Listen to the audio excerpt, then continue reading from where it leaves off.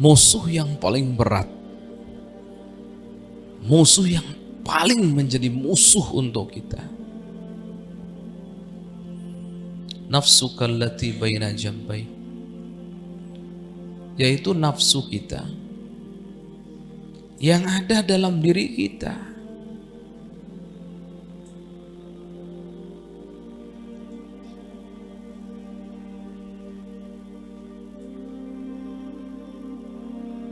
Nah, musuh itu kalau kelihatan, menghindarinya gampang.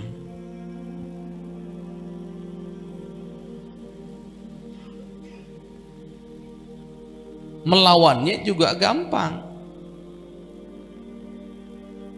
Itu musuh yang kelihatan. Tapi musuh itu kalau sudah nggak kelihatan, itu yang susah dan berbahaya. Yang paling berbahaya lagi kalau musuh itu dianggap sebagai teman yang kita ikuti.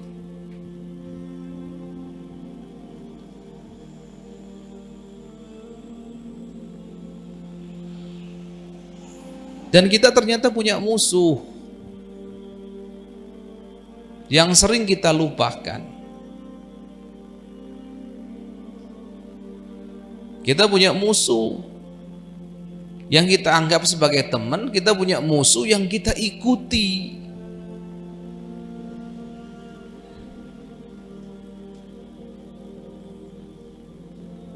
Yang kita turuti. Siapa musuh kita itu? Hawa nafsu kita.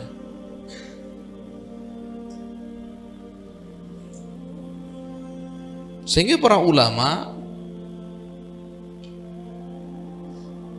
dalam hal ini mencoba mengurai dan menjelaskan ini perbedaan antara kita manusia dengan malaikat dan juga binatang. Malaikat adalah makhluk yang Allah berikan akal, tidak Allah berikan hawa nafsu. Jadi tidak akan ada cerita malaikat nakal, itu nggak ada. Tidak akan ada cerita malaikat Jibril korupsi ayat atau salah menyampaikan ayat itu, seperti klaimnya sebagian kelompok tersesat. Itu nggak mungkin ada. Karena malaikat nggak punya hawa nafsu. Makanya nurut saja malaikat. Ada yang ruku-ruku saja, ada yang sujud-sujud saja. Apapun perintahnya pasti nurut. Itu malaikat. Ada makhluk kedua, binatang. Binatang itu Allah tidak berikan akal. Nggak diberikan akal. Sehingga tidak akan pernah bisa membedakan mana yang benar, mana yang salah. Nggak bakal pernah bisa. Dia hanya punya satu, punya hawa nafsu. Punya hawa nafsu. Ini binatang. Dan makhluk yang ketiga itu kita manusia. Kita Allah berikan akal, di sisi lain kita Allah berikan hawa nafsu. Jika seandainya kita bisa menundukkan hawa nafsu kita, maka tingkatan kita itu seperti malaikat. Tapi jika seandainya akal kita kalah oleh hawa nafsu kita, maka tingkatan kita lebih rendah daripada binatang. Jadi ini harus dipahami, nak. Kita ini Allah berikan akal, sekaligus Allah berikan hawa nafsu. Dan hawa nafsu dengan akal ini mana yang harus kita ikuti, itu pertanyaannya. Yang wajib kita ikuti adalah akal kita.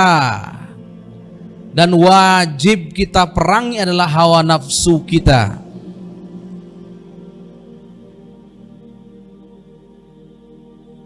Oleh karenanya kalau kalian baca Al-Quran, kemudian Al-Quran membicarakan tentang akal, maka konteksnya itu mesti konteks madh, pujian.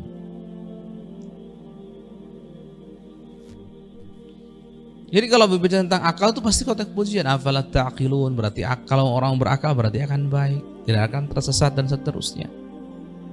Nah, jangan dibalik. Sekali lagi, jangan sampai dibalik. Jangan sampai kok akal kita kalah oleh hawa nafsu kita, maka lebih rendah kita daripada binatang.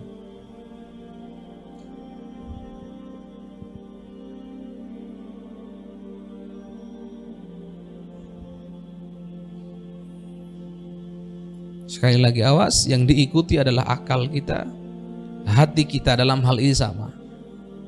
Jangan ngikuti hawa nafsu kita. Karena hawa nafsu itu bukan untuk diikuti tapi untuk diperangi. Dia musuh kita, musuh yang paling berat.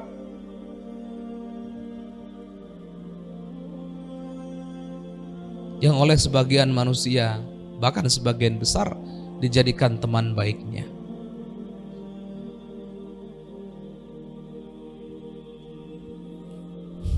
Nah ini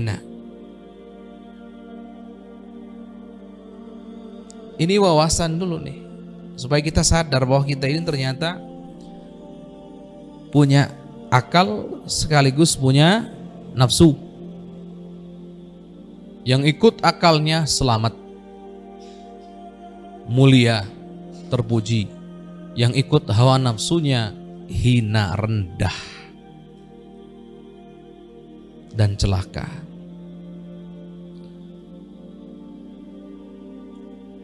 Pertanyaannya, nak, kenapa sih di pondok itu ada yang namanya tarbiyah? Yang ditarbiyah itu apa sih?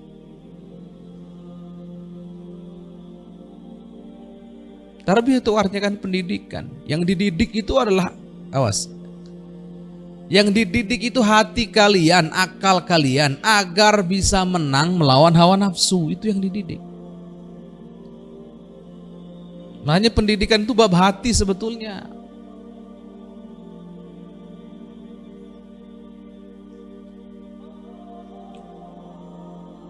Hakikatnya supaya kalian itu bisa, kita semua bisa menundukkan hawa nafsu kita, sehingga kita bisa mulia, sehingga kita bisa selamat,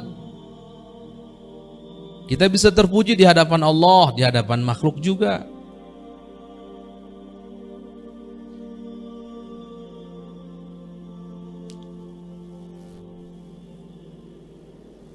Adanya peraturan juga untuk apa? Sama, adanya peraturan itu agar kalian terdidik dan kalian menang lawan hawa nafsu kalian. Kalau tidak ada peraturan, maka yang akan diikuti oleh adalah hawa nafsu. Bebas.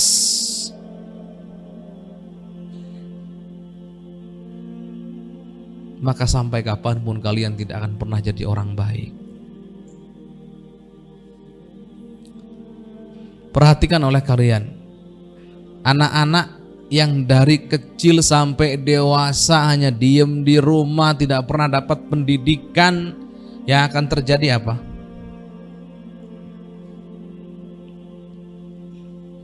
Yang akan terjadi, dia akan jadi manusia hina.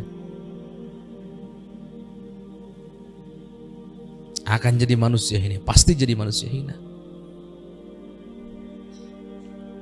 Karena dia akan jadi budak hawa nafsunya.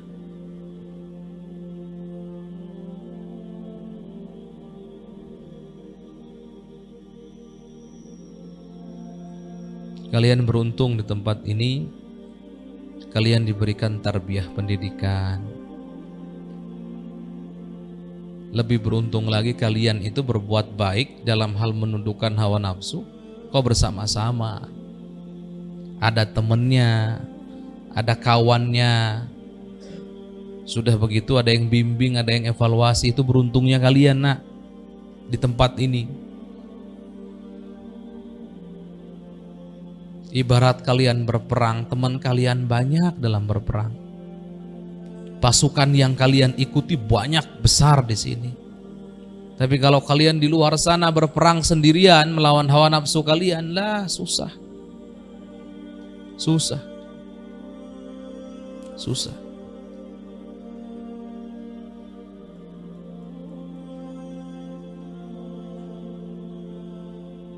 Jadi caranya, nak, sadari bahwa kita ini punya yang namanya hawa nafsu, dan kita harus anggap hawa nafsu kita sebagai musuh kita. Kemudian kita harus berusaha untuk memerangi hawa nafsu kita. Apa sekarang begini, hawa nafsu itu dari dua kata sebetulnya. Hawa itu adalah sesuatu yang disenangi, nafsu itu ya nafsu kita. Jadi hawa nafsu adalah sesuatu yang disenangi oleh nafsu kita, oleh kita ini loh sebagai manusia. Dan kalau kita perhatikan, rata-rata yang disenangi, bahkan hampir semua yang disenangi oleh nafsu,